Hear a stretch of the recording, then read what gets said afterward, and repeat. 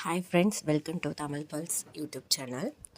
நான் இப்போ ஒரு டிஎன்பிஎஸ்சி நம்ம ப்ரிப்பேர் பண்ணிகிட்ருக்கோம். லாஸ்ட் டைம் நான் டிஎன்பிஎஸ்சி குரூப் 4 குரூப் 2 அட்டன் பண்ணி எழுதினேன்.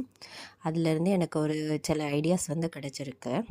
நம்ம என்ன பண்ணலான்னா, இந்த 6th 7th 8th 9th 10th எல்லா புக்கையுமே பரட்டுறதுக்கு பதிலாக சிலபஸ், அவங்க கொடுத்துருக்கிற சிலபஸ் என்னவோ அதை மட்டுமே நம்ம கவர் பண்ணாலே மேக்ஸிமம் கொஸ்டின்ஸ் நம்மளால் அட்டன் பண்ண முடியும்.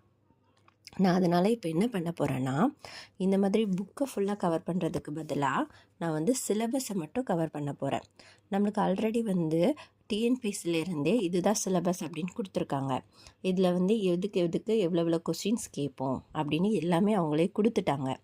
இது ஜிகே, பொது அறிவில் நமக்கு என்னென்ன டாபிக்ஸ் இருக்குது, என்னென்ன யூனிட் இருக்குதுன்னு அவங்க கொடுத்துருக்காங்க. அதே மாதிரியே தமிழ்லேயும் அவங்க என்னென்ன யூனிட்ஸ் இருக்குதுன்னு கொடுத்துருக்காங்க.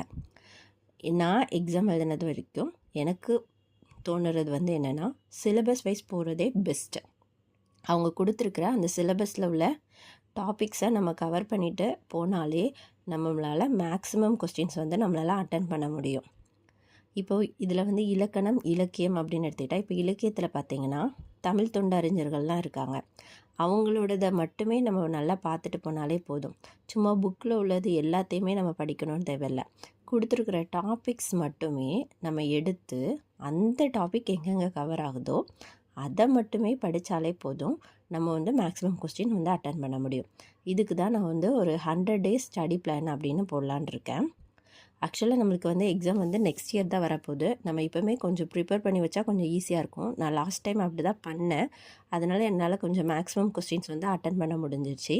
நான் இப்போ இது ஷெடியூல் எப்படி போட்டிருக்கேன்னா, தமிழ் நம்மளுக்கு ஆல்ரெடி தெரியும் 100 கொஸ்டின் வரும், மேக்ஸ் 25 கொஸ்டின்ஸ், ஜிகே 75 கொஸ்டின்ஸ்.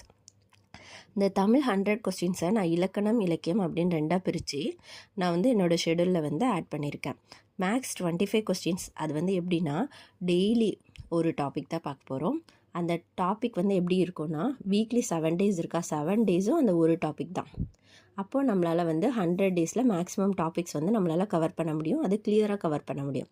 இப்போ ஜிகே 75 கொஸ்டின்ஸ் கேட்பாங்க. இதில் எக்கனாமிக்ஸ் தான் அதிகமாக கொஸ்டின் கேட்க போகிறாங்க. அப்போ நம்ம ஃபஸ்ட்டு எக்கனாமிக்ஸ், அப்புறம் பாலிட்டி, ஹிஸ்ட்ரி, இந்த 3க்கு தான் நம்ம ஃபஸ்ட்டு இம்பார்ட்டன்ஸ் கொடுத்து, அதனால் நான் இதை 3ஐயுமே 70 daysல கவர் பண்ணுற மாதிரி பார்க்க போகிறேன். அடுத்து இருக்கிற சயின்ஸும் ஜியாகிரஃபியும் நெக்ஸ்ட்டு வர 30 daysல கவர் பண்ணுற மாதிரி பார்க்க போகிறேன்.